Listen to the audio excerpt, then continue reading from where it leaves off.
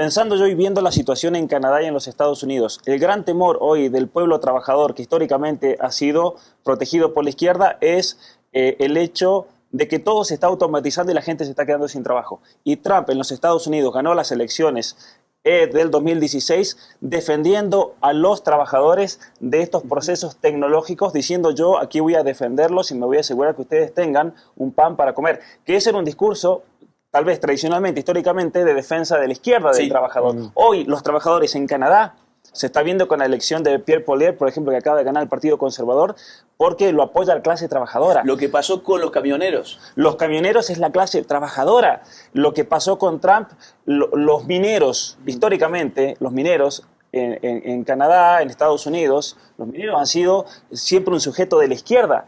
Pero hoy en día los mineros son todos republicanos, tradicionalistas, patriotas, conservadores. Entonces se están dando cambios sociológicos muy interesantes. Y a mí lo que me sorprende es que la sociología actual todavía se maneja. Ese es el problema. Tu amigo te decía, ¿por qué se manejan ellos con categorías tal vez que ya son obsoletas? En realidad, a mí me parece que la sociología actual es la que está obsoleta. Así es.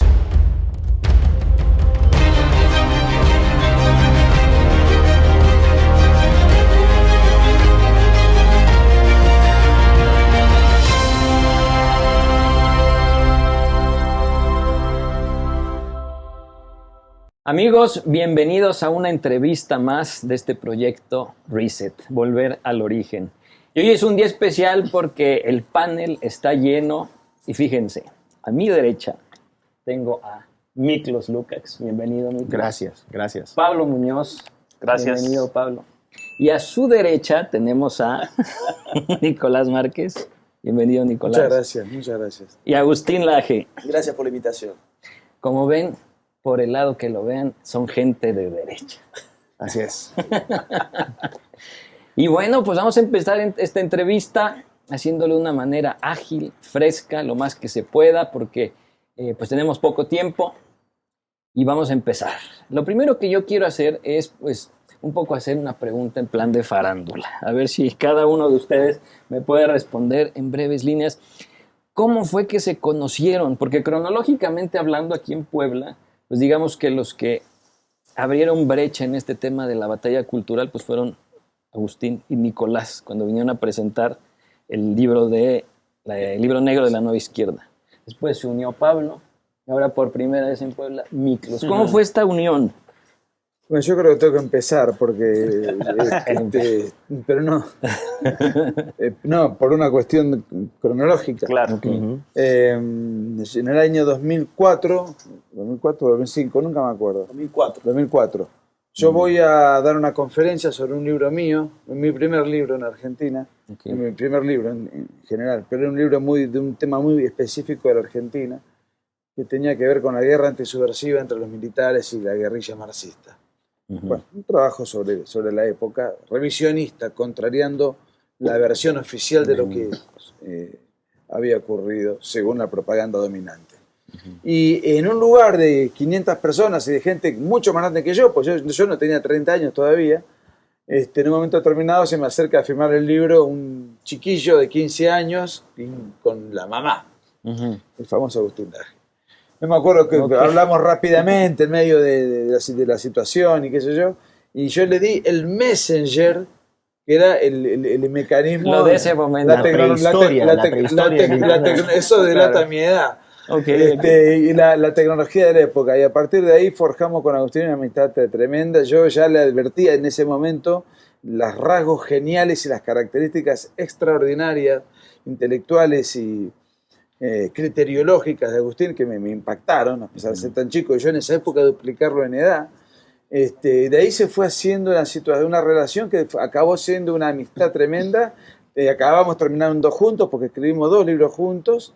Y bueno, terminó con el libro negro de la nueva izquierda, que fue lo que nos universalizó, y ahí en una universidad conocimos al doctor. En 2016. Sí. Y nos fuimos a tomar unas cervezas. Fueron a Perú a dar una conferencia en la Universidad San Ignacio.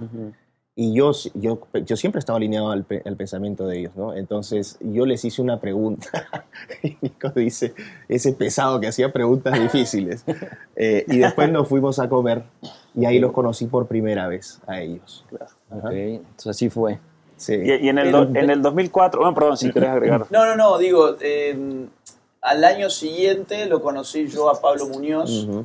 Al año siguiente de que Del conociste Al año 2017. siguiente de haberlo conocido a Miklo. A Miklo claro, lo conocimos en el 2017. 16. Ah, 16. Ujú. Y a Pablo te conocí en el 2018. 2018, porque yo a Nico, aunque él no sabe esto, pero yo, Nico, fui a una conferencia tuya de ese libro también. Yo estaba de vacaciones en Argentina y mi hermano me dice, mira, hay una conferencia sobre la guerrilla, a mi hermano le gusta mucho la historia, y rápidamente había un mundo de gente, ni siquiera te pude saludar, creo, o rápidamente, pero en ese momento... ¿Dónde fue la conferencia? ¿En Mendoza? En Mendoza, en Mendoza. Y yo estaba trabajando ya en la universidad el tema de la ideología de género, quería sacar un libro sobre ese tema, toda la teoría queer me sonaba ruido. mucho, y mucho ruido, pero especialmente porque lo estaba viendo en persona, en Estados Unidos y en Canadá, todo esto. Ah, Lo tú está- ya vivías allá. Claro, Ok. y yo estaba viendo ya los programas de educación sexual, en el 2006 se aprueba la ley de educación sexual en Argentina, dije acá se viene todo esto, pero por el tema del doctorado tuve que posponer un poco el tema del libro y sacan ustedes el libro del negro de la nueva izquierda y dije espectacular, porque ellos abrieron el camino ciertamente a un tema que tal vez si yo lo hubiese abierto en el momento, no sé si hubiese tenido el mismo impacto. Y Agustín Laje, un día yo estaba en un café trabajando y me llega un mensaje de voz de un número desconocido con características argentinas y era Agustín Laje, que me parece que te habían comentado en conferencias, gente, acerca de Sí. mi trabajo. Sí, que estabas por publicar el libro. El libro Atrapado en el cuerpo equivocado, 2018. Sí. Y ahí fue que reconecto, bueno, con Agustín hicimos una entrevista, después con Nico reconectamos por medio de Agustín, y a Miklos yo lo conozco En julio de este año personalmente. personalmente en julio de este año, pero Este año apenas. teníamos una amistad ya de más de 2 batalla de años, redes, gracias claro. a Agustín, Claro. Qué que es buena- el que me pone en contacto con Miklos. Claro. Cuando Ok. contamos el ejemplo de que estuvimos en Lima y nos fuimos a tomar unas cervezas con Miklos, yo me acuerdo que salimos con Agustín al hotel comentando la brillantez de Miklos. Ujú. Esto Verdad, no, sí. no es ninguna demagogia. Sí. Y respecto de Pablo, yo me acuerdo, primero, bueno, no me acuerdo si primero leí su libro, Atrapado en el cuerpo equivocado, que es un trabajo académico de un nivel supremo, pero además tuve la suerte y el honor de dar una conferencia con él en Buenos Aires, ahí nos Así conocimos es. por primera vez, 2019. en 2019. Sí. Yo te mandé el libro a tu casa, no sé cómo conseguí la dirección de tu mamá y te lo envié desde Canadá al libro para que Nico lo tuviera, ¿no? Porque era un complemento del libro de ellos, entonces digo, tiene que tenerlo, Agustín se lo puede dar personalmente. Y a Miklo le perdimos el rastro durante 2 años Mm. porque cuando lo conocimos estaba yendo a Inglaterra, se iba entre otras cosas a tomar un curso con Roger Scruton. Entonces me acuerdo que hablamos sobre el curso, que él se iba a tomar allá, se quedó a vivir allá y me lo reencontré en España en el año 2019. Claro, en Navarra. En Navarra, en Y te fui noviembre a hacer del una entrevista para mi primigenio canal de YouTube. Exactamente. Claro. Estaba Claro. recién empezando el canal, ya tenía una con Roger Scruton. Sí, sí, sí. Y bueno, hicimos una entrevista. Tuvo mucho cenamos, éxito. sí, Cenamos. estuvo bien. Y bueno, de ahí yo ya, como parar el ¿En marco dónde completo.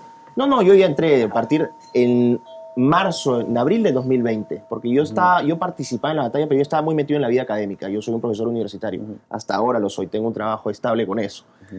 Pero en 2020, cuando empieza el tema de la pandemia, Agustín me invita a su canal de Instagram, a su cuenta de Instagram, a hacer un vivo sobre el transhumanismo. Y fue una cosa que yo no lo esperaba, pero reventó. Entonces, yo, de hecho, en el libro mío, que va a salir ahora el viernes, por si acaso, hoy en preventa también, Agustín fue el que me abrió a mí con sus plataformas, me dio visibilidad y ahí la cosa ya no paró. Bueno, igual yo también. No, ciertamente. claro. Igual yo, o sea, Agustín también fue gracias a tu contacto. Claro. Y la generosidad, yo eso siempre lo tengo que decir y Siempre. agradecer, porque la promoción ya eras muy conocido Sí. y la gente, siempre donde a los lugares donde voy, digo, ¿cómo me conoces? Y la mayoría me dice, El patrocinio es Agustín Laje. Agustín Laje, el patrocinador. Entonces, para poner el resumen, aquí está Simón Bolívar, no, El José de fundador. San Martín, José de San Martín, El perdón, fundador. José de San Martín, perdóname. José de San Martín, aquí está Sucre, aquí está Belgrano, vamos a Belgrano, poner un nombre y ya argentino. yo soy el asesor de todos. O sea que los culpables de todo esto son ustedes dos, básicamente. Sobre todo él. Nico es el uno, Agustín ya se juntan ellos, llega Pablo y yo soy el otro. Yo soy un simple numerario del Consejo de Ancianos. Pero ciertamente que sin el trabajo de ustedes que abrieron el camino por todo el continente, para mí hubiese sido impensable. Yo siempre tuve la idea de ir a dar conferencias, pero no a un nivel, a una escala internacional. Pero ustedes ciertamente que me hicieron entender a mí que eso era posible, ¿no? Claro. Mira, era posible realmente. Hace poco, no vale ni siquiera mencionar quién es, hace poco alguien salió a decir que si nosotros estábamos llenando auditorios, eso era porque seguramente teníamos un financiamiento de capitales oscuros.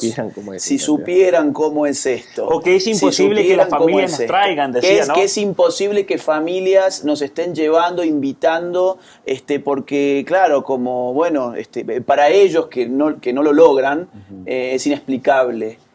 No lo logran, es simplemente porque no lo pueden lograr. Nosotros sí lo logramos, pero porque hay gente que está dispuesta cada vez más a venir a nuestras conferencias, gracias al apoyo precisamente de esas familias que nos invitan en distintas ciudades. Acá no hay nada realmente articulado en un sentido financiero, en un sentido de corporaciones involucradas. Son familias que más o menos se organizan en distintas ciudades de América Latina. No, y después la masividad de las ventas, lo que hemos vendido, lo que está vendiendo Pablo es infernal en las conferencias, y lo que va a vender el libro de Miklos. Sí, ya vi el título. Eso también, y eso se puede constatar en los Instagrams. Cómo son los escenarios, cómo son los públicos. Entonces, cualquiera puede constatar que nuestro sponsor es el mercado. Es un público ávido de leer o escuchar un enfoque, un paradigma alternativo al hegemónico impuesto por esta cultura global progresista que es el establishment. Y si me permites, complementando lo que dijo Agustín, ayer que estuvimos en Chiapas, o anteayer fue, bueno, hace poquito hemos estado en Chiapas, un estadio con, ¿cuántos? 4.500, 5.000 personas. Jóvenes, además. Y nosotros, y son familias que no pertenecen a los estratos más altos de la sociedad. Ni lejos. Ni lejos. O sea, ha habido una inversión, lo que conversábamos ayer informalmente mientras veníamos de viaje desde Ciudad de México, que nos hemos vuelto en los representantes, vamos a decir, utilizando un lenguaje marxista, del proletariado del siglo XXI. Así es. Ha habido de la clase Yo trabajadora. diría de una derecha popular. Una derecha popular, efectivamente. Es un fenómeno para la sociología, ciertamente, porque en Chiapas eran los estratos sociales más pobres de todo México. De todo México. Y eran los jóvenes Ellos que son los vinieron nos ahí acompañaban. sacrificándose realmente. Hay un mito más, y perdón, y cierro con esto, porque es un mito que corre por las redes. Mito de que nos estaría patrocinando Atlas Network. Atlas Network, Desconozco qué será. lo máximo que alguna vez hizo fue invitarnos a una cena que ni siquiera vamos porque son Estados Unidos y no nos interesa.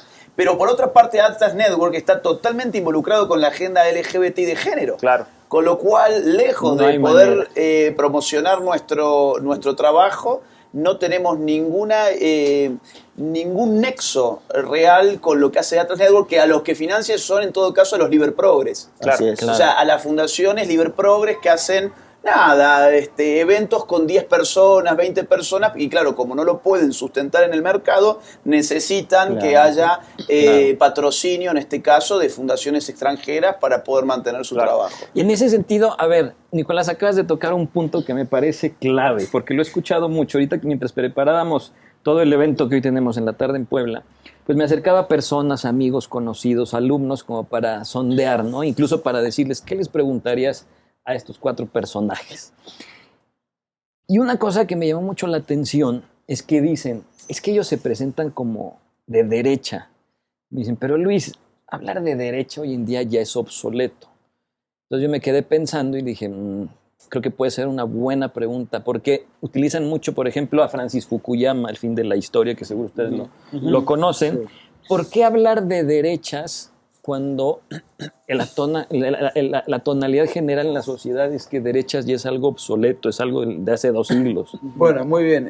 Primero, Francis Fukuyama, en el famoso libro, me imagino a cuál te referís, El fin de la historia y el último hombre, ella se retractó y dijo que se equivocó. O sea, que ya ese libro como referencia válida. La historia lo desmintió. El propio autor, y el propio autor lo reconoció con honestidad intelectual. Segundo punto, Ayer, ¿quién ganó en Italia? La derecha, la claro, izquierda, el esta mujer. centro. Sí. ¿Cómo no se va a hablar? ¿Cómo se puede ser tan imbécil de decir que las categorías derecha e izquierda son obsoletas? Lo que es obsoleto es el discurso de seguir discutiendo contra la alienación, la plusvalía, el materialismo y contra Marx. Discutir contra eso sí es obsoleto. Pero así como hay una nueva izquierda, hay una nueva derecha. Y mientras haya una izquierda, siempre va a haber una derecha. Mientras haya dos posturas, dos posiciones, dos pensamientos, uno va a estar a la izquierda del otro y viceversa. Mira, no está obsoleto en tanto y en cuanto para la propia izquierda no está obsoleto. O sea, la única forma de que izquierda y derecha cayera en desuso es que ambas partes dejaran de usarlo. Lo que ocurre actualmente es que la izquierda se asume como izquierda sin ningún problema y hay que entender izquierda como un apellido que tiene muchos miembros de familia. Los socialistas, los socialdemócratas, los postmarxistas, ciertos anarquistas, los trotskistas, ¿sí? Entonces los maoístas, los guevaristas, o sea, tenés muchas corrientes. Toda la faceta del posmodernismo. Todos los posmodernistas, claro. Todo eso, ellos no tienen ningún problema en decir políticamente somos de izquierdas. Ahora, ¿quiénes son los que acusan la obsolescencia de las categorías? Los que la acusan son generalmente las personas a las cuales se las podría sindicar desde el centro hacia la derecha. ¿Por qué? Porque lo que ocurre es que está estigmatizado el término derecha. Está estigmatizado, entonces las personas que caerían dentro de, digamos, ese espectro, esa familia, prefieren negar el apellido de familia para reivindicar el nombre propio. El problema es que al reivindicar el nombre propio te queda una fragmentación categorial infinita, donde tenés los paleolibertarios, los liberales clásicos, los conservadores, los paleoconservadores, los neoconservadores, los tradicionalistas, los patriotas, los reaccionarios, o sea, tenés los randianos incluso, aunque bueno, hay algunos hacia la izquierda y algunos hacia la derecha, los anarcocapitalistas, y todos estos tienen en común en que dicen, no, nosotros no somos una familia que está bajo el rótulo derecha, nosotros somos una especie de doctrina pura de la cual no vamos a movernos de acá. En cambio, del otro lado vos sí tenés familia ideológica. Entonces, y como Nicolás dice, vos fíjate algo importante, los nombres de los partidos políticos no dicen nada. Partido republicano puede ser una cosa u otra de acuerdo a qué partido republicano te estés refiriendo. De hecho, digamos, la ideología en cuestión era de izquierda en la Revolución Francesa, por ejemplo, y ahora los republicanos se supone están hacia la derecha, los de España, los de Francia, etc. Entonces, claro, cuando vos tenés que comunicar lo político a nivel internacional, no te basta decir el partido republicano tal cosa. O cómo se llama, por ejemplo, el de Keiko.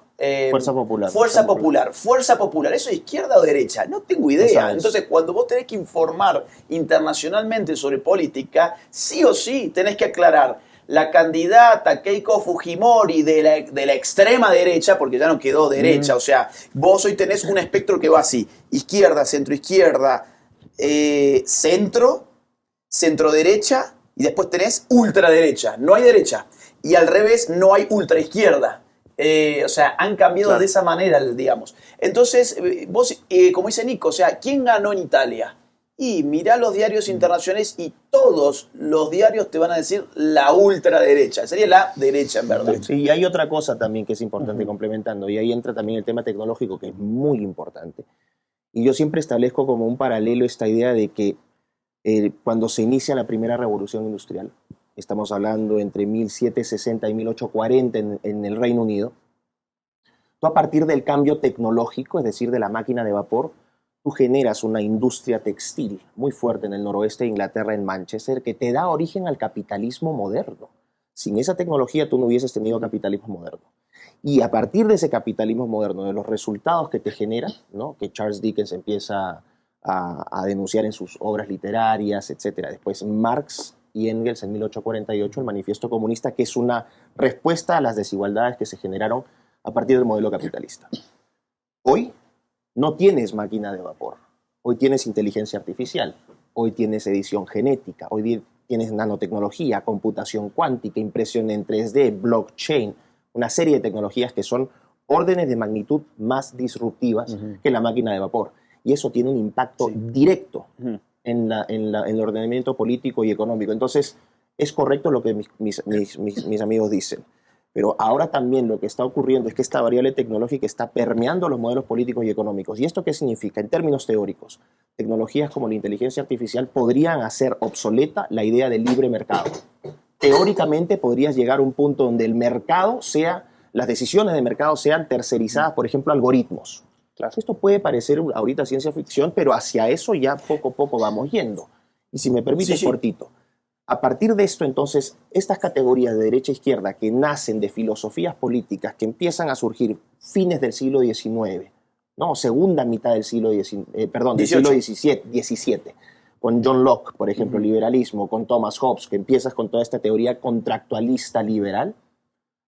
Bueno, no sé si me estoy poniendo muy técnico, pero la cosa es que son filosofías políticas desde el fin del siglo XVII al siglo XX, con esa lógica. Entonces, todas estas ideologías que menciona Agustín, todos estos mosaicos que tienes tanto a derecha e izquierda, porque no son categorías así, tú pones el microscopio y hay un montón de variedades. Cada una te ofrecía un modelo político y un modelo económico ideal para alcanzar la felicidad, porque finalmente lo que quieres es, ¿no?, ser feliz. ¿Qué modelo me ofrece mayor felicidad, mayor plenitud, etcétera? Entonces me adhiero con este. Esos modelos están siendo se están siendo dinamitados por la tecnología, por estas cosas que te estoy planteando. Y también, vamos a decir, estas tecnologías que no solamente tienen un impacto sobre estos modelos políticos y económicos, sino que están teniendo un impacto sobre lo que somos nosotros como personas. Y aquí cierro. Hay un componente antropológico a lo cultural, a lo político, a lo económico que tiene que ser considerado porque ahora estamos tratando de redefinir al ser humano con todas estas categorías trans, los LGBT, cómo me siento con los 200 géneros, y eso va a tener un impacto muy grande en las consideraciones éticas que se hagan. Entonces la política y la economía en el siglo XXI van a estar complementadas sí o sí por componentes éticos y antropológicos. Y ahí la derecha entra. Y es útil en cuanto asume una defensa del ser humano. Tengo un punto muy rápido, pero vos fíjate que en verdad derecha e izquierda son dos categorías que tienen miembros de familia, vamos a llamarlos así, y esos miembros de familia, en función de los cambios sociales apalancados por tecnología muchas veces, empiezan a saltar de una familia a otra. De hecho, cuando vos tenés en la Revolución Francesa la primera vez que se utiliza la metáfora izquierda-derecha para referirse a lo político, porque esa metáfora es muy anterior. La Biblia, por ejemplo, está llena de esas metáforas, ¿sí? Jesús se sienta a la derecha del Padre, tiren la red por el lado derecho de la barca para sacar peces, los condenados van a estar a la izquierda, los salvos a la derecha. Es decir, es digamos, y lo puedes encontrar en todas las religiones además. Hasta en la egipcia, por ejemplo. El sol es el ojo derecho del cielo y la luna al izquierdo, y el sol era la deidad máxima para los egipcios, etc., ¿no? Entonces, pero políticamente aparece en la Revolución Francesa. Unos se sientan a la derecha, otros a la izquierda, en la asamblea, y ahí eso representa posiciones políticas. Pero fíjate qué interesante. No estamos todavía en tiempos de revolución industrial, o sea, estamos próximos, pero todavía no hay un sistema capitalista como el que va a analizar Marx, ¿bien? Estamos en el año 1789. Entonces, los liberales y los republicanos, y los patriotas, como le llamaban en ese momento, son la izquierda. ¿Y la derecha quiénes son? Los monárquicos. Los monárquicos. Los aristócratas, el clero. Exactamente. Entonces, ¿qué pasa? Si nosotros estuviésemos mirando esto en la Revolución Francesa, tendríamos otro esquema de derecha e izquierda. Ahora, avancemos un poco más. Como dice Miklos, revolución industrial genera un cambio social, máquina de vapor. Marx no hubiese podido escribir ni una sola línea sin ese cambio tecnológico. Aparece el socialismo, y eso genera ideológicamente tantos intercambios que el liberalismo pasa hacia la derecha. Es decir, cuando hablamos de libre mercado, hoy entendemos el libre mercado como algo de derecha. En la Revolución Francesa era algo de izquierda. Entonces, ahora que tenés la variable que incorpora Miklos, estamos viviendo ese momento, el de un recambio de las posiciones, donde te podés encontrar a marxistas, leninistas que parecen más derechistas que otra cosa. Es cierto. Entonces, lo que ocurre es que los dos contenedores izquierda, derecha, son cosas inamovibles porque son representaciones de lo político que hemos heredado de los inicios de la modernidad política. Ahora, sus componentes particulares están dinamizados por la realidad política, económica, tecnológica social, y sociológica. Cultural, etc. Exacto. Un ejemplo, perdón, capaz que sirva para, y ustedes me dicen si van en esa línea, están de acuerdo o no, pero pensando yo y viendo la situación en Canadá y en los Estados Unidos, el gran temor hoy del pueblo trabajador, que históricamente ha sido protegido por la izquierda, es el hecho de que todo se está automatizando y la gente se está quedando sin trabajo. Y Trump en los Estados Unidos ganó las elecciones del 2016 defendiendo a los trabajadores de estos procesos tecnológicos, diciendo yo aquí voy a defenderlos y me voy a asegurar que ustedes tengan un pan para comer. Que ese era un discurso, tal vez tradicionalmente, históricamente, de defensa de la izquierda del trabajador. Hoy los trabajadores en Canadá, se está viendo con la elección de Pierre Poilievre, por ejemplo, que acaba de ganar el Partido Conservador, porque lo apoya la clase trabajadora. Lo que pasó con los camioneros. Los camioneros es la clase trabajadora. Lo que pasó con Trump, los mineros, históricamente, los mineros en Canadá, en Estados Unidos, los mineros han sido siempre un sujeto de la izquierda. Pero hoy en día los mineros son todos republicanos, tradicionalistas, patriotas, conservadores. Entonces se están dando cambios sociológicos muy interesantes. Y a mí lo que me sorprende es que la sociología actual todavía se maneja. Ese es el problema. Tu amigo te decía, ¿por qué se manejan ellos con categorías tal vez que ya son obsoletas? En realidad, a mí me parece que la sociología actual es la que está obsoleta. Así es. Sí. Porque la sociología actual no introduce, por ejemplo, los cambios culturales que manifiesta Agustín en su libro. La sociología actual no introduce el componente tecnológico que fuerza todos esos cambios y tiene un impacto tan grande en la vida de las personas, ¿no?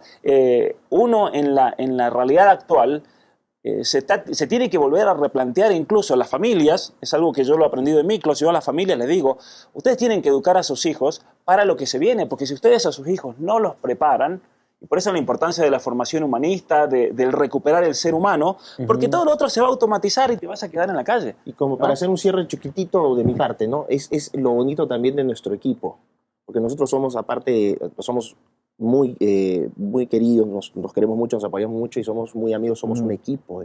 Acá hay amistad también, pero lo bonito de nuestro trabajo es que nos complementamos, cada uno aporta una faceta. Y aprendemos mutuamente. Yo aprendo mucho de ellos. La totalidad es muy, muy potente. Y creo que ahí también radica el éxito que estamos teniendo. Y esa es una pregunta. Sí, adelante. Sí, un concepto de 30 segundos. Para mí, lo que marca, más allá de los cambios que se van dando y la metamorfosis, hay una nueva izquierda y una nueva derecha que surge como reacción, que tiene que en la época de la Guerra Fría no se discutía el género, el aborto, el matrimonio no convencional o contra natura, o determinadas posiciones disolventes. Yo creo que si hay algo que caracteriza a la derecha es el apego a la vida, a la libertad, a la propiedad, a la familia, al orden, al patriotismo, a la tradición, a la libertad religiosa, a la libre empresa. Todos estos conceptos son inequívocamente de derecha. Ahora, si vamos a hablar que quiere la izquierda y quiere la redistribución del ingreso vía la intervención estatal, quiere un Estado presente que te confisque impuestos, quiere alterar la tradición a través de una revolución cultural que tenga un montón de tensiones y de conflictos y de microconflictos. Estandarización intelectual. Cultura de la cancelación. Masificación. Y trasladar lo que históricamente fue el conflicto, la tensión entre un supuesto conflicto entre clases superiores versus clases explotadas, eso no existe más y no resiste el análisis económico, porque un asalariado puede tener su auto, su casa, puede prosperar, después puede ser empresario, después puede ser millonario. Eso es lo que produce el capitalismo, del cual reniega la izquierda, y además de eso, del cual come, y rico. Sí. Perdona, es que acabas de tocar un punto que también me insistieron mucho estos alumnos, porque dices el capitalismo, y creo que todo lo que acabamos de mencionar, estamos de acuerdo que pues es lo básico, libertad religiosa, libertad de pensamiento, etcétera, etcétera. Pero me decía uno de ellos, es que el capitalismo que tus entrevistados defienden es justo el motivo por el cual hoy el progresismo vive. Y me decía el ejemplo, la bandera arcoíris el mes de junio es gracias al capitalismo. Bueno. Entonces yo dije, lo apunto y les pregunto. A ver. Pero Sí, a ver, no quiero monopolizar y ya les digo una sola cosa y dejo de hablar, Sí, sí. prometo.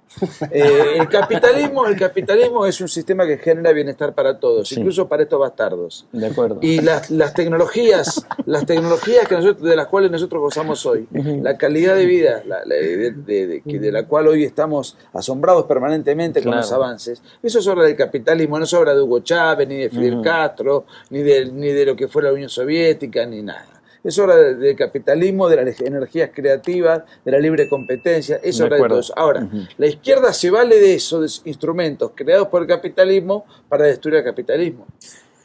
Yo creo que el sistema capitalista es un sistema meramente económico, no tiene una moral propia. Así es, eso es clave. Es Eso es un clave. sistema basado en qué? En la creación de capital y la reinversión del capital para generar una bola de nieve. Entonces, esa bola de nieve en términos económicos, es cierto, digamos, genera mayor utilidad, o sea, genera más riqueza, más riqueza. Por eso los países más capitalistas tienen más bienestar económico. Esa es la ecuación. Ahora bien, como no tiene una moral propia, y de hecho la moral primigenia del sistema capitalista era una moral cristiana, no católica, pero sí cristiana.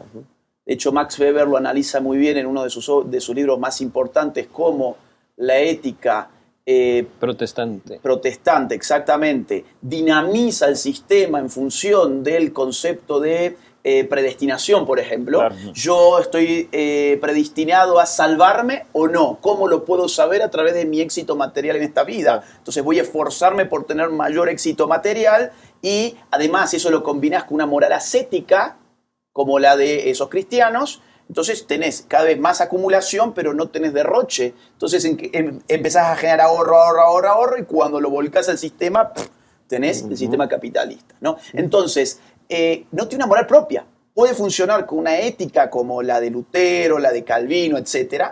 Puede funcionar con una ética como la LGBT o como la transhumana.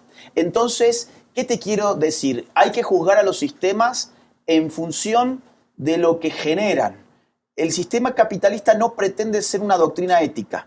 Lo que pretende ser es un sistema económico de creación de riquezas. Entonces, ahora, ¿cuál es el problema? El problema es, también del otro lado, pensar que el sistema capitalista, todo lo que genera en términos morales va a ser bueno. No, precisamente porque no es una doctrina moral. Es una herramienta. Es una herramienta. Es que yo no puedo juzgar, yo tengo que juzgar económicamente al sistema y después decir, bueno, está generando un producto moralmente bueno, genial, o un producto moralmente malo. No me va a generar necesariamente un producto moralmente bueno ni uno moralmente malo. Ahora, ¿qué pasa? Es cierto que el sistema capitalista en este momento ha encontrado que puede hacer mucho negocio con el progresismo. Puede hacer negocio, por ejemplo, ¿por qué ya no el Día del Orgullo Gay y ahora tenemos un mes del orgullo gay? Completo, Un mes del orgullo. Bueno, pues se han dado cuenta, estamos facturando más en este mes porque podemos colocar ciertos productos con la bandera multicolor que no los vendemos en un día y necesitamos más días para estar vendiéndolo. Además, pintamos todas nuestras tiendas de colores, etc. O, por ejemplo, el turismo rosa. Entonces, o por ejemplo, el aborto. Como te digo, el sistema capitalista no es un sistema moral, es un sistema económico. Lo que yo personalmente defiendo es que ese sistema genera riqueza, pero no lo puedo dejar así librado a su propia moralidad porque no la tiene. Claro, sin una cultura detrás y una ética y demás, ¿no? Que se guía. Una sola remarcación. Lo que dice Agustín es exacto. El sistema económico capitalista es amoral, pero es el sistema económico de la derecha. No es algo abstracto del cual se vale en uno, se vale en otro, no. El sistema de la izquierda es el sistema del estatismo, es el sistema de la economía centralizada, del igualitarismo, etc. Ahora que después la izquierda se aproveche de las bondades del capitalismo, bueno, ya eso es otra historia. Ahí hay una cosa, si me permites. O sea, es algo que no tiene que cometer, el error que no tiene que cometer la gente que defiende nuestros valores, ¿no? De derecha, en el sentido vida, familia, libertad. Hay críticas que son justas, vamos a decir, o que tienen un basamento empírico. Cuando tú dices que el sistema capitalista, por no tener una moral, simplemente no tiene una, vamos a decir, una orientación utilitarista, algunos van a generar más, otros van a generar menos, funciona así. Desde una perspectiva teórica, quien avisoró una posible autodestrucción del capitalismo fue Joseph Schumpeter. Fue un economista austríaco que escribe en 1942 un libro que se llama Capitalismo, Socialismo y Democracia. ¿Y qué decía Schumpeter? La lógica del modelo capitalista es que vas a tener chiquititos ingresando a esta dinámica de mercado. Chiquititos pueden ser peluqueros, restaurantes, tiendas, pequeños negocios, y van entrando a participar en el mercado para generar rentas, bajo esta lógica de acumulación, ¿no? Y generación de rentas. Algunos les va a ir bien y otros van a desaparecer, porque no compitieron bien por precio, por calidad, no innovaron. Entonces esos, ¡pum!, van saliendo, son destruidos. Y van a tener la posibilidad de reingresar, esa persona que fracasó su panadería, quizás fracasó porque el pan era plano, entonces hace panes de colores. Innovó y esa innovación le permite permanecer. A ese proceso Schumpeter le llama destrucción creativa. Es un proceso de destrucción creativa. ¿Por qué? Porque destruyes a pequeños emprendimientos, pero la creatividad los obliga a entrar nuevamente, o sea, para tener chances. Claro. Acá hay dos situaciones. Este es el fundamento de la economía de la innovación actual que tú tienes, estas economías de cambio, de creación, de ideas, etc. El problema es que esos chiquititos que entraron por segunda vez, los que sí sobrevivieron van creciendo.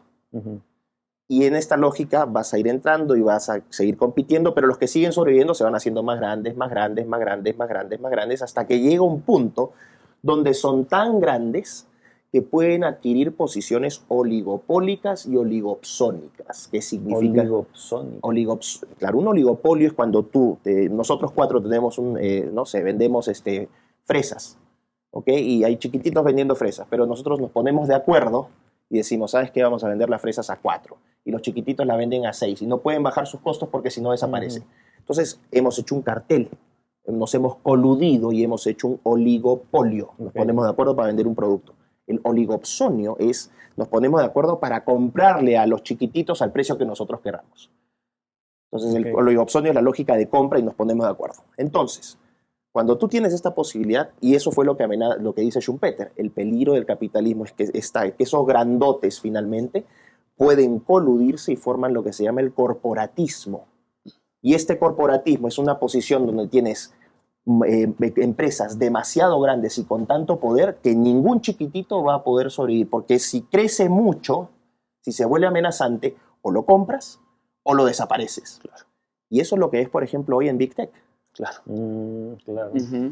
Bueno, pero eso es lo que es en Big Tech. Entonces, claro, sí es una crítica justa en el sentido de decir que si no hay un límite, ¿no? Si no hay ciertas regulaciones, porque no hay modelo económico y político perfecto, sea de derechos o de izquierda, porque el ser humano es imperfecto. Claro. No es el modelo, es el problema en la persona. Entonces, cuando dicen, no, el capitalismo es la solución, genera riqueza de manera más eficiente y mayor, sin ninguna duda, y por eso lo preferimos. Claro. Pero el capitalismo sí tiene que haber una especie de marco legal que regule ciertas cosas, porque de lo contrario generas estas posiciones donde tienes tanto poder y ya estamos viendo los impactos de ese poder en el sector tecnológico. Mira, en el Código Civil argentino, que fue muy avanzada en el siglo XIX, Vélez Sarsfield, que fue su autor, tipo genial, un jurista que hizo un código de 4.000 artículos, todavía gran parte de todo eso subsiste. En un acápite de no me acuerdo exactamente en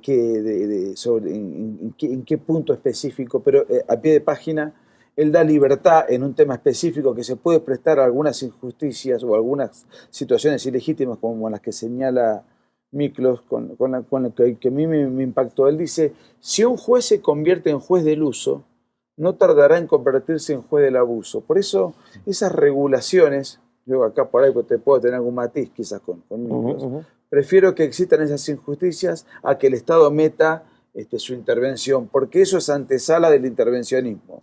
O sea, ya por empezar hay un intervencionismo. Y ese intervencionismo es antesala de intervencionismos sucesivos. Entonces prefiero que, bueno, si hay un oligopolio de cerezas, bueno, que la gente no compre cerezas. O sea, que sea el mercado el que vaya destruyendo esos acuerdos espurios. O no espurios, qué sé yo, son acuerdos legítimos entre determinados empresarios.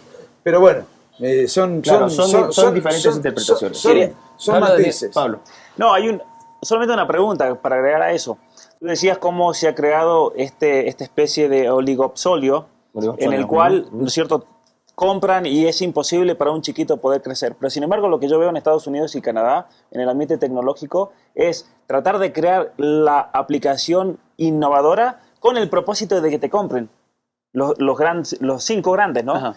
Eso sería como manipulación, ¿no? Si me permites, claro, eso ocurre y te genera una dinámica. Claro. El problema es que ese poder económico, y aquí está el problema, y por eso es que sí, yo aquí sí tengo un matiz diferente y voy a hacer felices a los anarcocapitalistas que me van a odiar por lo que voy a decir, pero es lo mismo.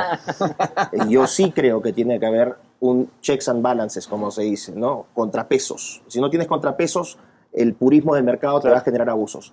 Porque el poder económico se traduce en poder político. Y si no lo creen, Big Tech ahora, Bill Gates y todas estas conspiraciones no son conspiraciones. Los sujetos tienen tanto poder económico que pueden comprar políticos y colocar políticos. Entonces, el punto es el siguiente. Cuando tú tienes todos estos chiquititos, sí, van a recibir sus migajitas, pero en el poder económico que te generan estas grandes corporaciones se traduce en poder político, y ese poder político se traduce en lo que estamos viendo hoy. Claro. Nos imponen sus valores, su arcoíris, o esto, y si no quieres te censuran. Partió de un poder económico. Entonces, eso de que a veces ya decidimos no consumir, sí, no, o sea, decidimos no participar en redes. Desapareces. No dije eso. Yo, a ver, Vamos, bring it on. A 2 de 3 caídas. no, lo que yo creo que lo que se torna y lo que es cierto, lo que él dice, pasó siempre además, el condicionamiento que tienen los políticos que son financiados por determinados capitalistas y que luego tienen que votar leyes para favorecer a sus sponsors. Por eso es tan importante la movilización de la sociedad civil, que arme partidos políticos alternativos a los consensos que arma la partidocracia tradicional. Que es, ahora en Italia acaba de pasar eso. Perdón, tiraste una bomba, entonces, digamos, esto Ya, va pues, a empiécenle. comer gran parte del video, pero está bueno el tema porque generalmente este es un tema que no sale, siempre las preguntas son las mismas. Sí, ¿sí? perfecto. Y esto vale la pena. 2 cosas muy rápidas. En primer lugar, el asunto de que el poder económico empieza a confundirse con el poder político, como Nicolás dice, efectivamente es algo que siempre ha pasado, pero hay una diferencia. No a nivel de ahora. Hay una diferencia, ¿por qué? Porque ya no solamente es comprar la voluntad de un político, es modificar las posiciones electorales de los ciudadanos a través de lo que hoy se llama psicopolítica. Claro. Entonces ya no es simplemente tengo a mi títere que va como candidato, sino que puedo mover como títeres a todos estos tipos que mañana tienen que Y en votar. procesos automatizados. Exactamente, en procesos Algoritmos, automatizados, claro. y además O con sea, ahí está la la tecnología tecnología. Big Data, Ah, ok. las tecnologías Big Data que te permiten, y esto ya lo sabe Facebook. Facebook mismo hizo una investigación al respecto con una muestra de 54 millones de ciudadanos norteamericanos. Si mal no recuerdo, esto fue en el año 2012 y salió publicado en la revista Nature, donde cambiando un botón de Facebook impactaron sobre el electorado. Pusieron un nuevo botón que se llamaba like. Ya he votado, y que te mostraba dónde tenías que ir a votar, te ponían las caritas de tus amigos que habían tocado el botón, que habían ido, y midieron qué cambio electoral generaban con un botón. Con un botón determinaron que la influencia era sobre millones de norteamericanos en el año 2012. Imagínate hoy, 10 años más tarde, ¿sí? La misma empresa que no solamente te cambia un botón, sino que te cambia el feed. Bien, que te cambia el orden en que te aparecen las cosas, el tipo de publicidad. Por ejemplo, Facebook hoy ya no podés hacer en Facebook una publicidad a favor de la vida. Ellos no les importa tu dinero, O sea, ellos tienen un proyecto que no solamente es económico, es político, y eso es lo que no dicen autoras como Shoshana Zuboff. Para la izquierda, fíjate qué atrás se ha quedado en este sentido estos análisis marxistoides, donde para ellos la cuestión de Big Data, de información, de captura de datos, todo eso, simplemente el motivo es venderte productos del mercado. No solamente es Modificar vender, comportamientos. Claro. modificar incluso intenciones electorales, desinformar a la gente, hay un montón de otras cosas. De construir a la persona. Ahora, Conducta, cambiar la conducta. En segundo lugar, hay otro tema que me había quedado ahí, porque estaba pensando un poco de lo que estábamos hablando. Yo dije, digamos, este sistema capitalista no tiene una moral propia, cosa que es, digamos, relativamente cierta, porque en verdad, moralmente sí implica una mejoría respecto de un sistema basado en la fuerza. Vos tenés 3 maneras de intercambiar bienes y servicios con las personas. Tenés 3 formas, creo yo. Creo que no hay más. Primero, a través de la fuerza. Yo quiero lo que vos tenés, te pongo una pistola en la cabeza y me lo vas a tener que dar porque tengo poder sobre vos en un término armado, ¿no? En términos armados. Esa es la primera forma. O sea, por la fuerza yo puedo quitarte la coerción. En segundo lugar, yo puedo intercambiar, comerciar con vos. Ah, yo quiero eso que vos tenés. Bueno, mira, te ofrezco esto. Si vos valorás más esto que yo te doy que eso que vos tenés, y viceversa, pues entonces la transacción se genera. Bien, claro. Ese es el avance moral del sistema capitalista, que es que ya no va a basar en la fuerza física de la distribución. En donde los dos comerciantes creen que están sacando ventaja. Exactamente, o sea, digamos, ahí porque hay un avance moral, pues se tiene en cuenta la voluntad de ambas partes. Pero después hay una tercera forma de intercambio, que es la que lamentablemente muchos liberales no consideran, sí los conservadores, y es que es lo que podemos llamar el intercambio comunitario, basado en la solidaridad. ¿Lo que dice del trueque? No. Por ejemplo, lo que pasa dentro de una familia. Los kibbutz también en Israel tienen un modelo comunitario. Claro, pero digamos, llevado a la sociedad moderna, porque los kibbutz son intentos de armar sociedades premodernas, en la sociedad moderna vos tenés islas comunitarias que tienen lógicas comunitarias. Por ejemplo, las familias, por ejemplo, las iglesias, los cuerpos intermedios, un grupo de amigos. O sea, vos necesitas una ayuda y mirá, tomá, te ayudo. ¿A cambio de qué? A cambio de nada, porque somos amigos. O por ejemplo, un padre que tiene que darle de comer a sus hijos. No está buscando a ver si yo valoro más lo que él tiene para darme a mí, a ver, él me va a mantener a mí cuando yo sea viejo, entonces ahora yo le tengo que dar de comer. Esos son análisis muy propios de una sociología barata. No, lo que está en el fondo es una cosa llamada solidaridad orgánica. ¿Bien? O sea, donde yo valoro a la persona, no lo que esa persona me va a dar como intercambio. La valoro a tal punto que no le voy a quitar nada por la fuerza, no le voy a intercambiar algo con una lógica de mercado, sino que voy a darme y darle a esa persona. Esa lógica en la sociedad moderna ha quedado reducida a pequeñas islas. Esa lógica era la que dinamizaba las sociedades premodernas. Por eso, como te decía, la derecha en sus orígenes era reaccionaria al sistema capitalista. Entonces, ¿por qué te digo todo esto? Porque moralmente sí que este sistema es superior al socialismo, porque el socialismo se basa en el primer tipo de intercambio, que es a través de la fuerza. Es la coerción. Dale, doctor, adelante. Por favor, maestro. Pase usted. No, porque si hablamos primero, después te puedo refutar. No, simplemente yo quería decir dos cosas complementando con lo que decía Agustín. Porque a veces también hay una gran confusión. Porque se habla de la economía de la solidaridad y tengamos en cuenta que la solidaridad no es incompatible con el liberalismo, porque solamente puede haber solidaridad cuando hay libertad. El Estado no es el Estado solidario, le robo a él para darle a él. Eso no es solidaridad. Eso es una demagogia fundada en un acto inmoral de coerción en donde se le saca al que produce para darle al vago, al cliente político, a la dádiva, al mendigo, al parásito. Entonces, la solidaridad no es incompatible con el liberalismo. Lo que pasa es que, como dice Agustín, los liberales muchos no toman nota porque son liberales panfleteros que creen en el individuo, no profundizan. Esta concepción del individuo. Claro, y no se dan cuenta además que el sistema comunitarista o solidarista o las corporaciones o los cuerpos intermedios son libertad de asociación. Y funcionan solamente con relaciones muy profundas cara a cara. La sociedad moderna es una sociedad anónima. Entonces yo no puedo trasladar esos intercambios basados en la solidaridad entre personas que tienen lazos muy fuertes como padre e hijo, entre amigos, entre miembros de una iglesia. No la puedo trasladar al anónimo. Es decir, un padre sí está dispuesto a darse por entero por su hijo, pero no está dispuesto por el anónimo, porque no tiene ese mismo grado de relación. Si me permites, cortito, porque es importante esto.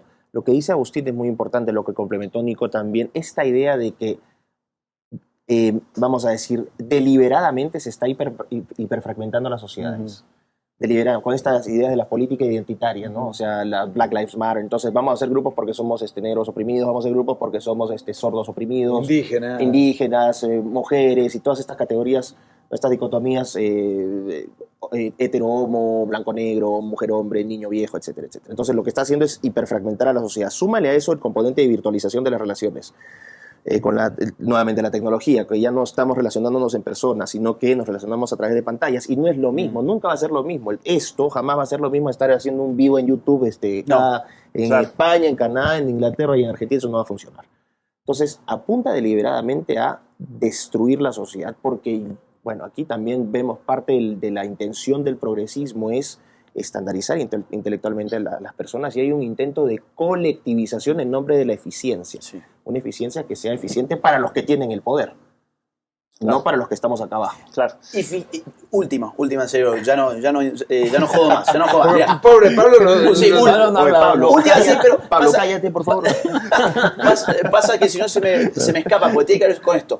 Si vos fragmentás de la manera en que se está generando ahora la fragmentación social, de esos 3 tipos de intercambios te quedaron 2. O a Exacto. través del Estado o a través del mercado. Ya no tenés familias, ya no tenés amigos. Fíjate la soledad de los adolescentes hoy. No son capaces de relacionarse cara a cara, no pueden construir vínculos comunitarios. Entonces, ¿qué te queda liberado? O, digamos, participás de un intercambio donde das y recibís en el mercado, o participás Coerción. de un intercambio donde a alguien le sacan para darte a vos o te coerción. sacan a vos para darle a otro. Claro. Y la manipulación ahí es total. Claro. ¿Sabes qué? Una cosa que quiero agregar como un ejemplo histórico también que me tocó vivir en persona, en carne propia. Yo viví la crisis del 2008 en los Estados Unidos, donde desde mi casa hasta la universidad, más o menos el 70% de las casas en cada bloque de calle estaba en remate por el banco. La gente lo perdió todo. Y eso causó una reacción muy grande dentro de la población y de movimientos contestatarios de izquierda como el Occupy Wall Street, de ocupar Wall Street, de destruirlo. ¿Y por qué digo esto? Porque en el 2008, cuando yo estaba estudiando el máster en filosofía, el posmodernismo en cuanto a tal, nadie le daba ni 5. Era una filosofía que murió. Eso es una payasada que no sirve para absolutamente, como decimos nosotros, eso vende humos, ya murió, desapareció.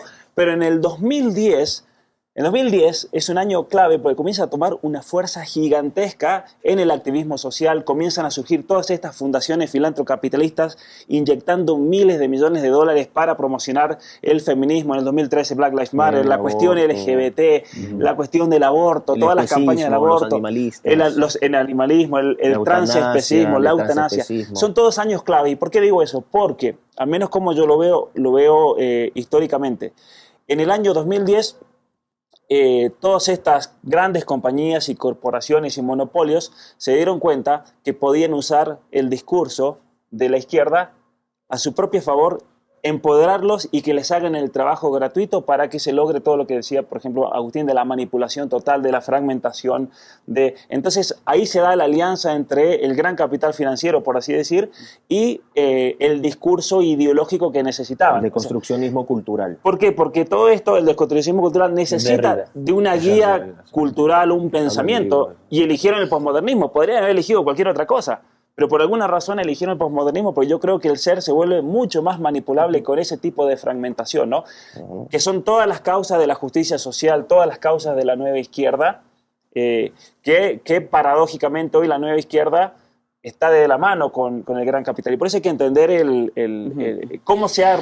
Y a ver, 5 segundos, hablo de deconstruccionismo en mi libro, Neoentes, Tecnología y Cambio Antropológico en el siglo XXI, pronto en todas las librerías. A ver, yo veo al público que les está explotando el cerebro igual que a mí. Hay 10,000 preguntas. Tomen agua.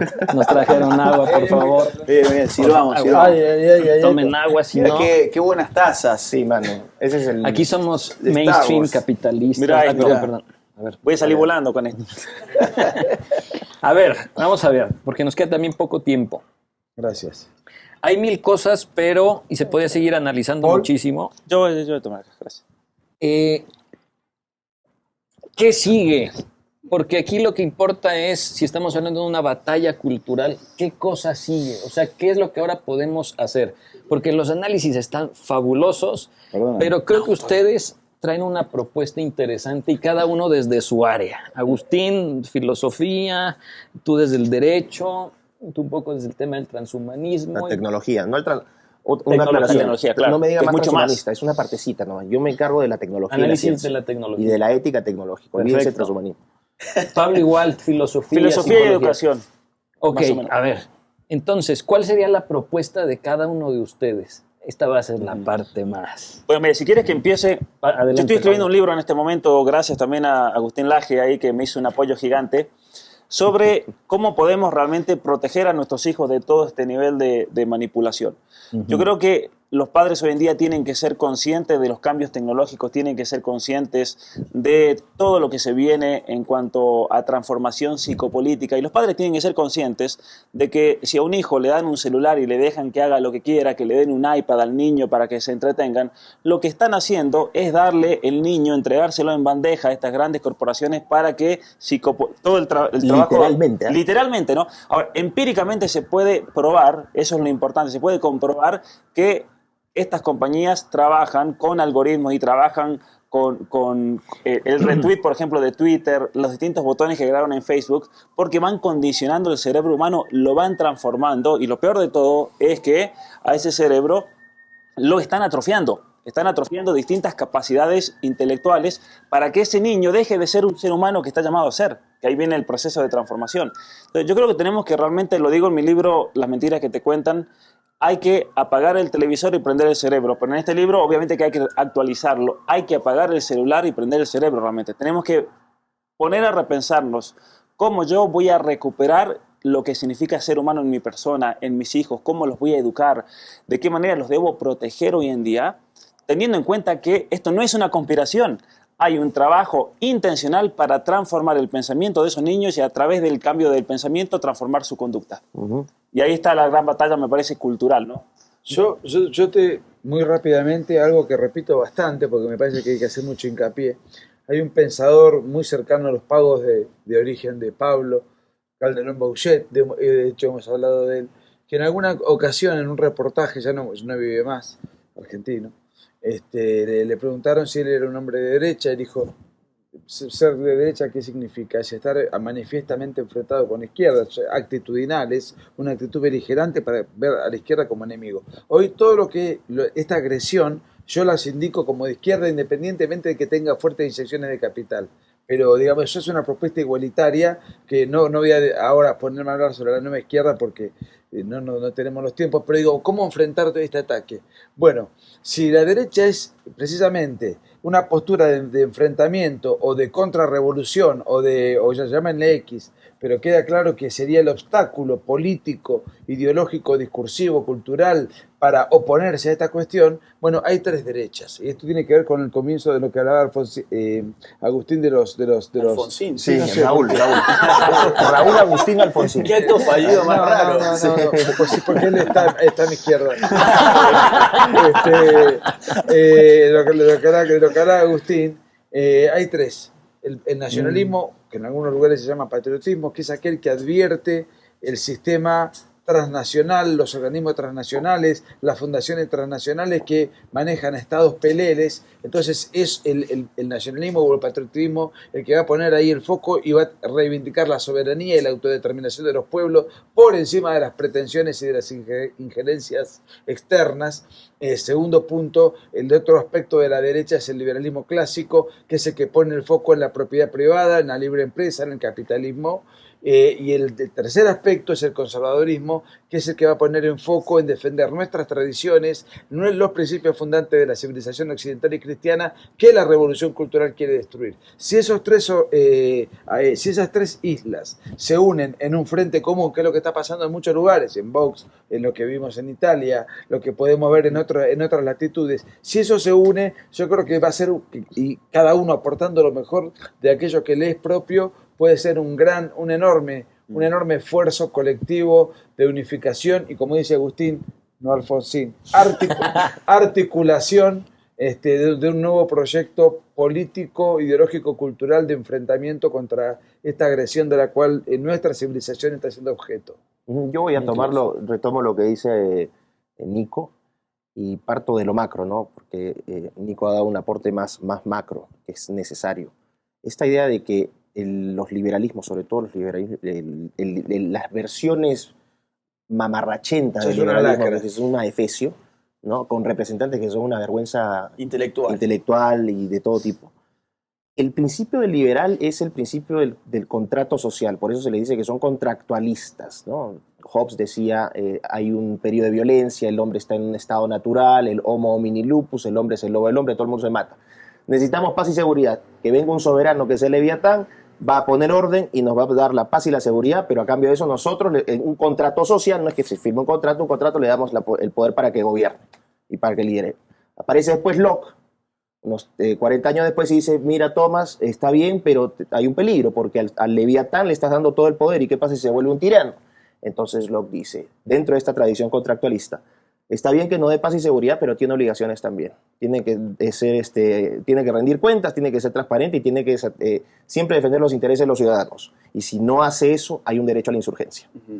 Ese es el principio de todo el pensamiento liberal actual, el contractualismo, que el libertarianismo no adhiere. No. Esa es la diferencia entre el liberal y el libertario. El libertario no es contractualista. El libertario dice, yo soy libre de todo. 0 contratos. El liberal sí es contractualista, eso es muy importante. Entonces, como anarquista. En algún punto. El punto es que cuando tienes estas relaciones de contrato social ya estás teorizando demasiado al ser humano. ¿De qué contrato social me hablan? Es ahí donde entra el conservadurismo, del cual yo me identifico con muchas partes del conservadurismo, que dice, no es ningún contrato social, no es que haya una relación entre un Estado, un soberano y la gente, esas son estupideces, y las son. Claro. Entra Edmund Burke y dice, lo que ocurre aquí es una asociación intergeneracional, donde nosotros, los que estamos hoy, debemos agradecer el legado de los que nos antecedieron, nuestros padres, nuestros abuelos, y nosotros tenemos una obligación con los que van a venir. Esa es una asociación intergeneracional que parte de un principio empírico que es la familia. Entonces, ¿qué es lo que se tiene que hacer hoy? Fortalecer la asociación intergeneracional. El Estado, ni de las posiciones liberales, ni de las posiciones de izquierda radical, comunistas o colectivistas, donde te imponen el Estado, te van a dar nada. Tiene que partir de un comunitarismo, de la familia, y de a partir de la familia estas relaciones de abajo hacia arriba. No desde arriba hacia abajo, porque de arriba hacia abajo el comunista es colectivista, te obliga a ser igual. El comunitarismo no es así. El comunitarismo es la relación entre la gente. Las asociaciones indígenas que se les ha vendido la idea acá en América Latina de que son todas rojas, esa es una estafa intelectual tan brutal. El indígena le rinde tributo a su montaña, a sus antepasados, a sus ríos, les ponen nombres, hay ofrendas. Todo eso son tradiciones, cultura, valores, música. Esa es la verdadera identidad de los pueblos y por eso es que es tan brutal el ataque a todo lo que significa conservador, porque conservador es la defensa de todo eso. Entonces, ¿cuál es mi consejo dentro de lo abstracto? Muy abstracto, pero fortalecer el concepto de familia fuertemente, darle amor a los hijos, quererlos, cuidarlos, no regalarles el hijo a cualquier otra cosa que sea dándoles esa tablet. Esa tablet no los emancipa, los diluye. Eso me gusta. Sí. No, o sea que coincido plenamente con Miklos, dame el gusto. Coincido plenamente con Miklos. No sabía que era tradicionalista Miklos. Y aprendo permanentemente de Miklos, porque tiene unos enfoques. Por eso yo también voy a ser lector y propagandista del Muchas próximo gracias. libro. Leo, te recibes tu comisión. Sí. Complementando con el concepto de refortalecer la familia, yo que he leído bastante a Morraz. Morraz no era creyente, pero él decía hay que refortalecer la iglesia, porque la iglesia también es una institución fundamental que cumple una función transmisora, difusora, dadora de valores que nos vienen de generación en generación y que además son buenos principios, porque son los principios cristianos, estamos hablando de nuestra civilización, que perfeccionan al individuo y perfeccionan a la comunidad política, independientemente de la existencia o no de Dios. Yo creo en Dios, Morraz no. Yo voy al concepto político, de cómo él políticamente creía que además de la familia, las instituciones religiosas en esta batalla cultural cumplen un papel fundamental. Agustín. Bueno, algunas cosas, pues la verdad abre toda una discusión que es sumamente importante y vale la pena para este video, porque este video va a ser original por eso. Son conceptos que en general no los hablamos, pero porque no nos pregunta por eso. Entonces, vamos a ver. En primer lugar, importante que quienes estén mirando este video tomen nota de que comunitarismo no tiene nada que ver con comunismo. Bien, claro. Son dos cosas, pero suenan parecidos, por eso vamos a subrayarlo. No es lo mismo. Bien, es otro el tipo de lazo social que se tiene. Claro, acá han salido dos instituciones a defender, familia, iglesia. Las dos tienen bases comunitarias, no societales. ¿Cuál es la diferencia entre una sociedad y una comunidad? Para dejar más claro el concepto. Tonis es quien ha explicado esto muy bien. ¿Okay? ¿Quién? Tonis. Sí. Para que lo busquen. La sociedad está fundada en un contrato. Bien, por eso hablamos de una sociedad comercial, de una empresa como una sociedad anónima. ¿Qué regula las partes en una sociedad? Un contrato. Bien, el tipo de interés que une a los individuos en una sociedad, la sociología se pregunta, entre otras cosas, por qué los individuos se mantienen unidos, y en una sociedad uno responde porque están sometidos a su mismo contrato. ¿Ok? La comunidad tiene otro tipo de lazo, no hay un contrato explícito que una a los individuos de esa comunidad, sino que están unidos por otras cosas. ¿Cuál es el contrato que vos hiciste con tu familia? ¿Cuál es el contrato que vos hiciste con tu iglesia? ¿Cuál es el contrato que vos hiciste con el Estado? Constitución. ¿Te das cuenta? Ahí hay una sociedad. Por eso se habla de sociedad política, no de comunidad política hoy. Eso es una diferencia que tengo con la filosofía política premoderna, que continúa hablando de comunidad política en un contexto donde ya no existe la comunidad política. ¿Ok? Esa es una diferencia mía. Entonces, ¿qué te quiero decir con esto? Que en los tiempos modernos es muy difícil volver a un esquema comunitario. ¿Ok? ¿Para qué? Para articular a lo que hoy es una sociedad, no es una comunidad. Las revoluciones políticas, tecnológicas, científicas, económicas, ya han generado otro tipo de sociedad, que es la sociedad moderna, que es societal, no es comunitaria. Aún así, dentro de esa sociedad moderna hay islotes de comunidad que sobre todo están en la familia y en la iglesia. Por eso hoy salta como idea de defender la familia y la iglesia, porque tiene una lógica distinta del mercado y del Estado, que son societales. ¿Ok? Entonces, cuando Miklos dice los pueblos indígenas son comunidades, es verdad, pero porque el tipo de organización social les permite ser comunitarios, porque son pocos, porque no viven una organización geográficamente circunscritos, con tradiciones muy, muy fuertes, bastante aislados del contexto. Entonces, aparte, no basan su existencia en el intercambio de comercio agudo, como el sistema capitalista. Mucho trueque, muchos tipos. Bueno, en fin, daría para mucho. Ahora, lo que yo estoy en contra, no es lo que Miklos dice, pero sí hay mucha gente piensa esto, que ese tipo de organización social hoy se puede extrapolar a la sociedad moderna. No se puede. Eso es imposible. Eso es como pensar que vos podés armar la democracia rusoniana, que es la ateniense, en la Francia del siglo XVIII. No, ya no podés porque tenés un montón de ciudadanos, tenés millones de ciudadanos. La tecnología. Claro, exactamente. Entonces, no me quiero ir por la abstracción, pero digo, la discusión está súper interesante. Sí. ¿Qué hay que hacer? Para mí hay que conservar esos espacios comunitarios dentro de la sociedad moderna, porque son las que, entre otras cosas, garantizan libertad de esos individuos, porque tenés un marco de protección que no depende ni que vos tengas dinero para intercambiar en el mercado y no depende de que vos te sometas al Leviatán. O sea, superaste la lógica de Hobbes, la lógica de Locke, lo mezclaste con una lógica premoderna que te permite ser más libre, ¿bien?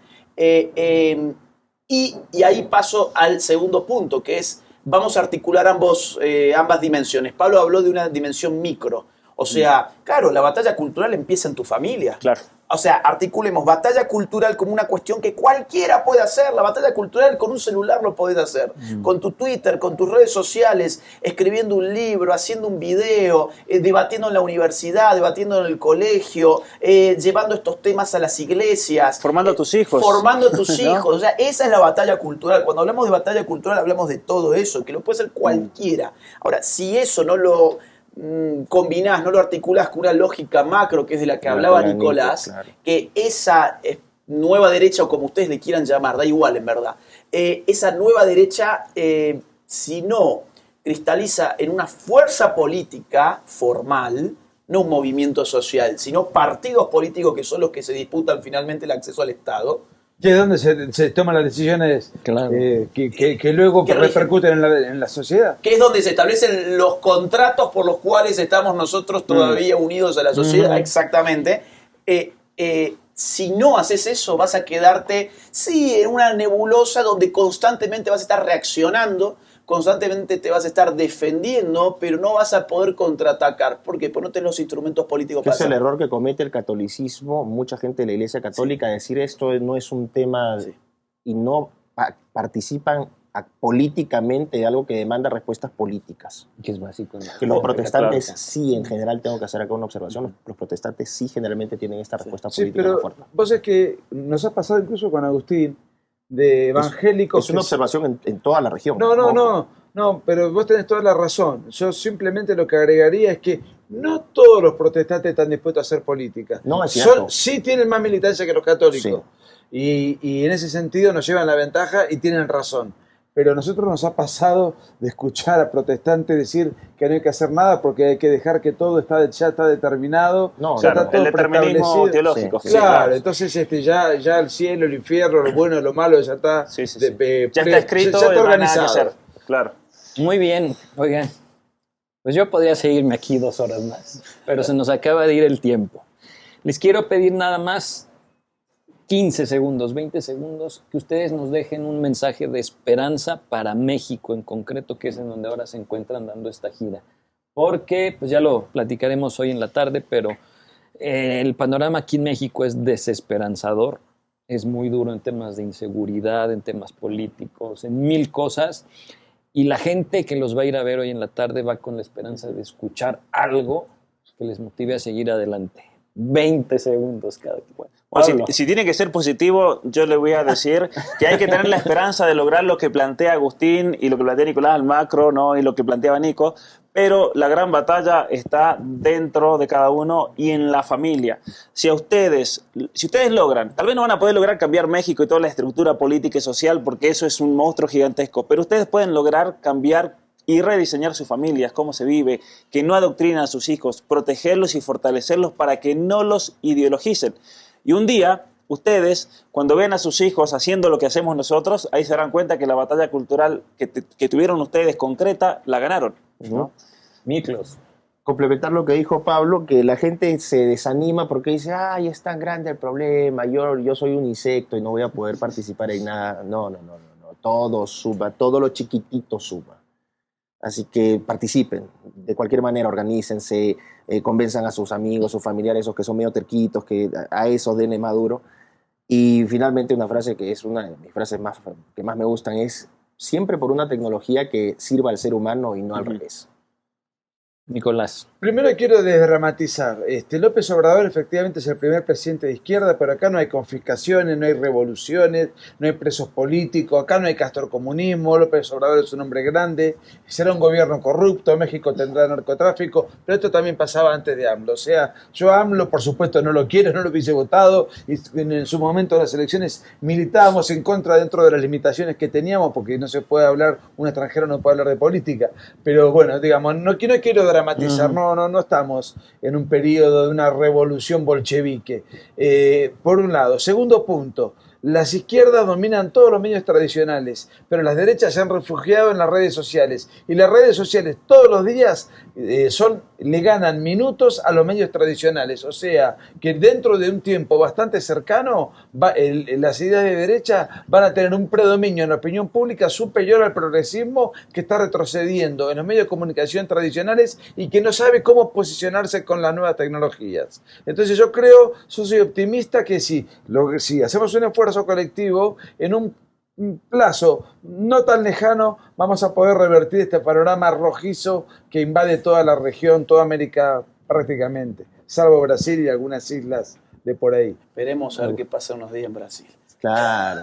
Sí. Bueno, Agustín. Sí, mira, 2 cosas. Por un lado, sí, es cierto, ampararse en las redes sociales es fundamental. Ninguno de nosotros 4 estaría hoy acá haciendo nada de lo que hacemos si no fuese por redes sociales. También es cierto que uno tiene que cuidarse mucho en las redes sociales porque hay muchísima censura. Hasta que Facebook nos separe. Sí, Por eso lo que yo sugiero también es conózcanse personalmente. Claro. No sean personas con una existencia digital y que no conoces a la otra. Júntense, organicen grupos, armen cuestiones cara a cara, presencial. Mira, te pongo el caso de libros. Básico. Libros. Club de libros. Club de libros, clubes de Lectura. lectura. Por ejemplo, yo estuve hace poco en San Luis Potosí, tenían clubes de lectura, Claro. interesantísimo.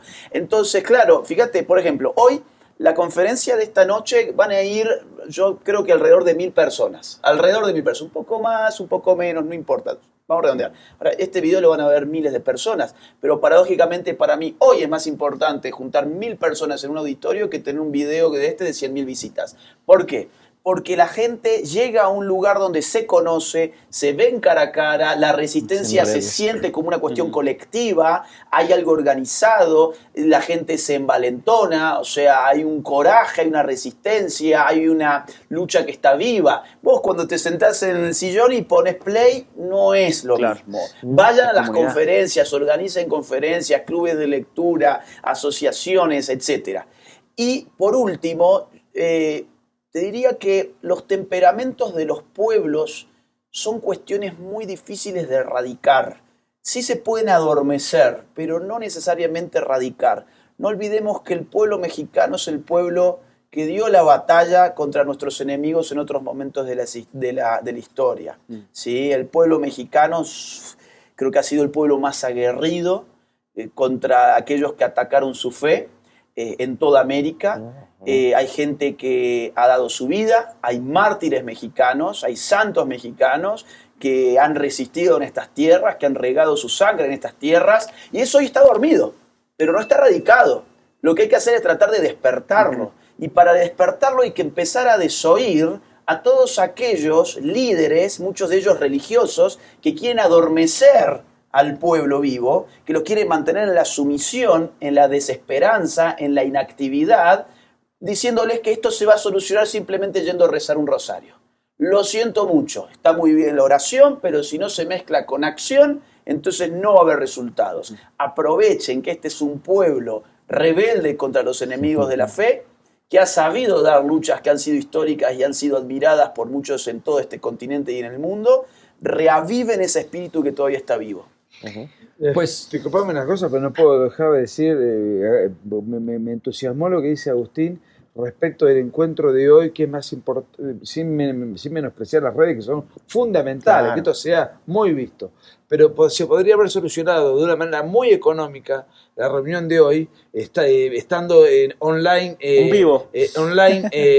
Pablo desde Canadá, desde Inglaterra, Miklo, yo de Argentina y Agustín desde España, y con 0 centavos apretar un botón y que la gente lo vea a través de una pantalla. Sí. Sin embargo, el instinto de sociabilidad hace que estos encuentros, aunque no sean millones, sino que sean 1000, sean fundamentales porque contagian. Él dijo una palabra muy interesante: envalentonan, animan una militancia vivida en términos físicos, y esa militancia es la que se moviliza y es la que tiene que ir a reclamar al poder político, es la que tiene que organizar partidos políticos y es la que tiene que generar los cambios. Los cambios no se generan con los hashtags inducen al cambio, pero el cambio se genera en la calle. Instinto de sociabilidad que ni una pandemia nos ha podido quitar. Queridos amigos, muchísimas gracias por habernos seguido. Yo me voy a meter en problemas en este momento porque quiero proponer que esta conversación se convierta en un libro, pero ya lo dejo al aire. Y estaría bueno, un diálogo, porque da. Podría este diálogo escribir estos diálogos. Claro. Lo hace Habermas, ¿por qué no lo vamos a hacer nosotros? Claro. Así pues, a todos los que nos siguen en nuestras redes, gracias por haber estado aquí escuchando esta conversación. Gracias, Pablo. Gracias, Miki. Gracias, Nicolás. Gracias, Agustín. Gracias, Alfonsín. Y a todos ustedes. Gracias. Ya van 2. El podcast pasado me dijo LGBT y hoy me dice Samuel Luevano, gracias.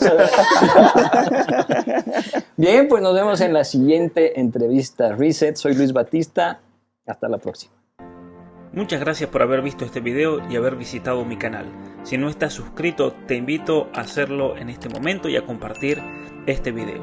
Si quieres más información acerca de mi trabajo, te invito a ir a la descripción, donde encontrarás los links para todas mis redes sociales, mis libros y mi página web. Muchas gracias.